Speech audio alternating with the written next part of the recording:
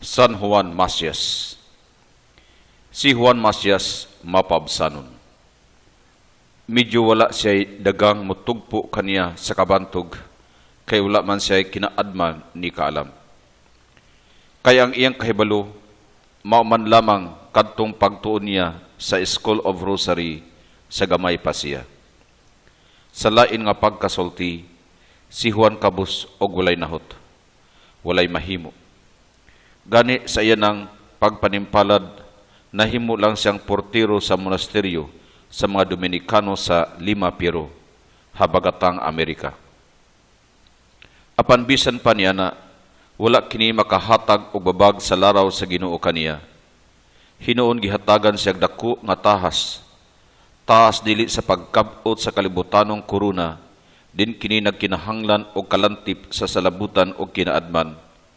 Kung dili tahas sa pagkabot sa langit ng korona, nga wala magkinahanglan o kalantip sa salabutan o kinaadman. Nataw si Juan Macias sa tuig 1585 dito sa Extremadura, Espanya.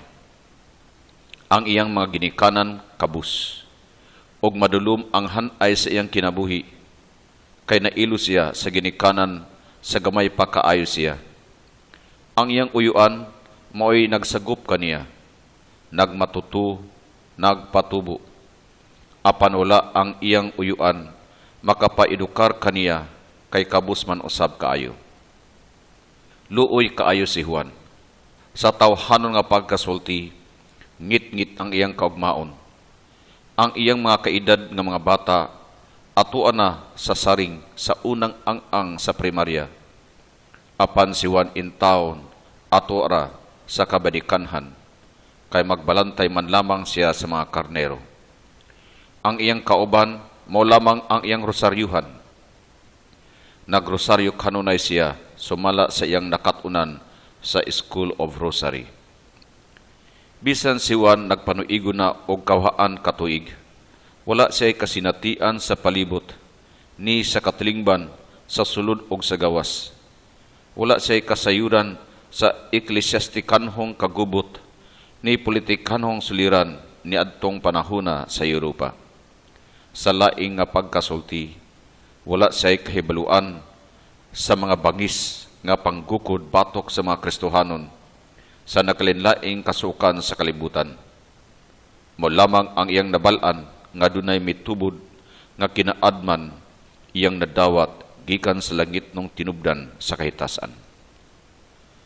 Ang langit nung tawag ni Juan Macias sa pagsulod sa kinabuhing reliyoso, miabot kaniya pinaagi sa usa ka panan-awon. Gihayagan ang iyang kasing-kasing sa Ginoo sa pagbiya paingon sa Latin America aron mosulod siya sa congregation reliyoso. Og dayon mibiya siya paingon sa Peru. Didto nahimo siyang portero sa monasteryo sa mga Dominikano. Sugo sa kapalaran, dinhi ni ining monasteryuha nahibalag niya og naamigo niya si San Martin de Porres. Ang kang Juan nga pagsulod sa kinabuhing reliyoso, katumanan siyang panan-awon. Apan sa wala pa ang maong panan-awon maabot kaniya, daan na siyang nagdamgo pag-alagad sa Diyos. Gani malampuon man gayud siya, sukad pa sa pag-undan niya og buot. O man gani sa hinay-hinay, misaka siya sa itaas sa kinabuhing balaan. Ang pagkamalampuon ni Juan talagsaon kayo. Walay balda bisan sa taliwala sa daghang gimbuhaton. Kapatan og 5 ka misteryo ang iyang matapos matag adlaw. Sa ato pa, magrosaryo siya, napulog 5 ka misteryo sa 3 ka higayon matag adlaw. Bugat kini nga gimbuhaton sa sakripisyo sa pag-ampo. Apan alang kaniya, daw ordinaryo lamang kini. Kay mas ipakatamis niya ang pag-ampo daw sama sa hangin nga gihanggab matag segundo matag adlaw. Dili malalis si Juan, malagaron sa mga kabus o alaot. Apan lahi siya sa uban, kay hilom lamang siya, mapaobsanon, mapailubon. Ang uban, makabsan og hangin sa pailob, ilabi na kung angay nagyud ibuto sa kalagot. Apan si Juan dili. Maubitaw daghan ang miingon kaniya, ikaw miatiman og miilagad sa mga kabus, og piniko ang imong mga tuhod. Ang pailob ni Juan mao'y bertud nga nakapabaha sa mga kabus pagduol kaniya. Kay bisa nagbaha sila sa kadaghan matag adlaw, si Juan hilom lamang, dili siya makarog. Usahay may kapin sa duha kagatos katawhan nga mga kabus, muduol kaniya adlaw-adlaw, mangayo og tabang sa nakalinlaing mga matang. Kung ikaw pa'y Juan, makaantos kaha ikaw ni ini igsoon. Magatiman siya ni ining daghang uyamot nga mga kabus og timawa. Magsulbad sa ilang nagkadaiyang suliran sa kinabuhi. Dili ka kaha maburido sa ulo og mamutos. Kung ikaw makahimo ni ini kaha, tungod kay ikaw swildado man. Apan si Juan, wala. Wala siya sweldo. Kini tungod siya nakong gugma sa Dios, pinagi sa pag-alaga diha sa mga kabus og timawa, ilabi na sa mga masakiton.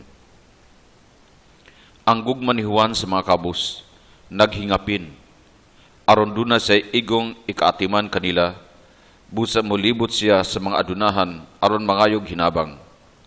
Apan usahay tungod sa kadaghan sa iyang atimanunon, sulod ugawa sa kumbento, dunay panahon nga mapakya siya paglibot, o walay mohipo sa mga hinabang gikan sa katawhan adunahan. Busa aron pagpadayon sa kulikta ni ini sa walay bugto, gimanso ni Juan ang iyang asno, aron mo ay mulibot pagpangulikta sa mga hinabang sa kabalayang adunahan. Unya ang maong asno, bilusad sa maong gimbuhaton. Duha ka sako gisab-ong sa iyang bungkog og nagbitay kini sa isig kakilid. Hinay siya nga nagpanaw sa kadalanan sa syudad aron paghipo sa mga hinabang. Ninidako kaayo ang katingala sa katawhan. Kayang asno ni Juan mao nay nagpadayon sa pagpangulikta sa hinabang, samtang si Juan atua nagatiman sa mga kabus og masakiton sa kumbento. Ang katawhan nahimuot og nadasig ni ini nga talan-awon. Busa sa walay hugon-hugon, gihatag ang ilang hinabang ngadto sa asno. Gisulod nila sa sako nga nagbitay sa isig kakilid niini. Kay nasayod sila nga ang maong asno sulugoon ni Juan Masias. Ang uban nga nadasig sa talan-awon misugod usab paghatag sa ilang hinabang ngadto sa kausa ni Juan sa mga kabus. O walay bisan si kinsa nga mangahas pagkawkaw sa maong kolekta sa asno. Samtang ana sa kadalanan, hinay nga nagpanaw. Ang buhat nga balaanon, ang kalibutan dili makaila niini. Ug ang buhat ni Juan, daghan ang naulaw niini, kaysa magdayeg kaniya. Apan katong dili alang dinhi, ang buhat ni Juan, nakahatag kanila og dugang pagtulunan sa pagpaubos. Busa, wala sila magpaabot pa nga si Juan mo bisita kanila.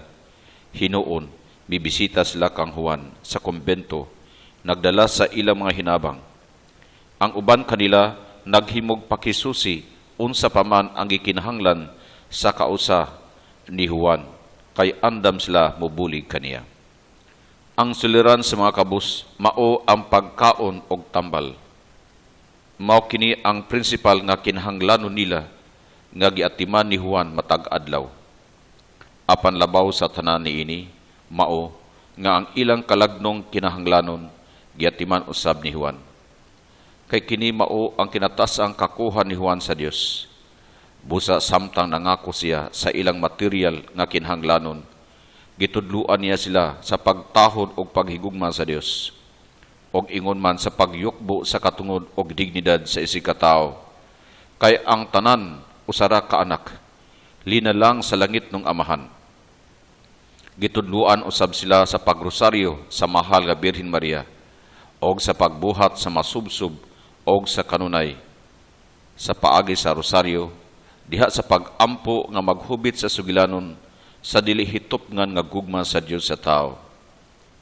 Sa kanumana ang panuigon ni San Juan Masias, gikuha siya sa langit ng amahan, apan samtang wala pa siya mabugtui sa kinabuhi, nagbuyod pa siya nga himalatyon, nabati siya nga nagkanayon.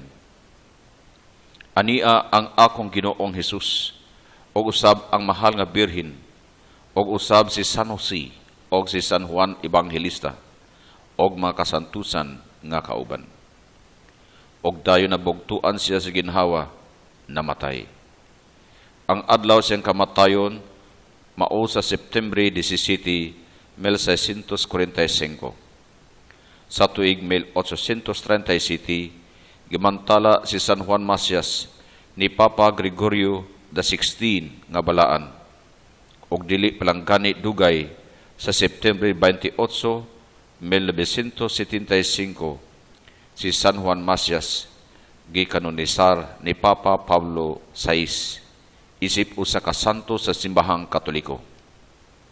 Apan bisan sa wala papasidunggi si Juan Macias nga balaan, daghan na kaayong katawhan dibuto kaniya, ug daghan man nga grasya nga ilang nadawat gikan sa Dios pinaagi sa panabang ni Juan. Usa sa mga milagro nga natabo mao kadtong milagro sa bugas sumay. Didto kini mahitabo sa Olivenza, Extremadura, Espanya sa tuig 1949. Usa ka pari nag-atiman sa pagkaon sa mga kabus.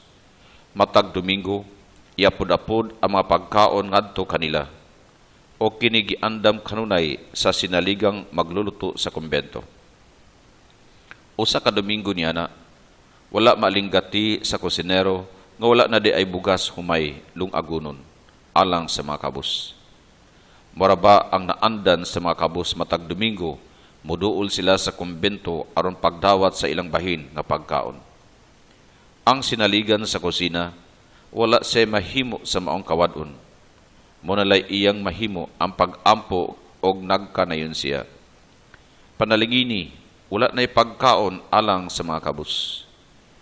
Ang maong pangaliya, nagkulugan kini hangyo ngadto kang San Juan Macias, kay siya man ang ilang patron og ilang gibalaan sa Extremadura. Pagbalik sa sinaligan sa may kusina, mao kini ang iyang nakita nga kahibulungan. Ang jutay nga bugas sumay nga gisulod sa palatitoy nga gitungtong sa lamisa, midaghan og napuno og nag-agas-agas nga walay hunong. Busa mikuha siya og laing palatitoy og gisawad kini niya. Unya lain na sab nga palatitoy, og hangtod ang tanang pinggan sa kusina, napuno ang tanan sa abundang bugas sumay. Tungod sa maong milagro, gipahibalo sa kusinero ang inahan sa pari sa luyo nga lawak, og nagpadayon sila og sawd sa humay. Unya ilang gipahibalo ang pari. Midagan ang pari sa labing madali, og mitabang og sawd sa nagpadayong aga sa bugas sumay, og ang tanang sudlanan nga puno hangtod wala na igong kasudlan. Pinagi sa milagro, ang pagkaon sa mga kabos naghinubra na kanunay tungod sa kaabunda sa bugas humay. Ang balita sa milagro sa humay, pinaagi ni San Juan Macias, mikuyanap sa tibok kayutaan sa Espanya. Kadto sa usab, kapahinumdum sa kang Juan Macias, nga gugma sa iyang mga igsuong kabos sa Extremadura, kay siya Extremadura man.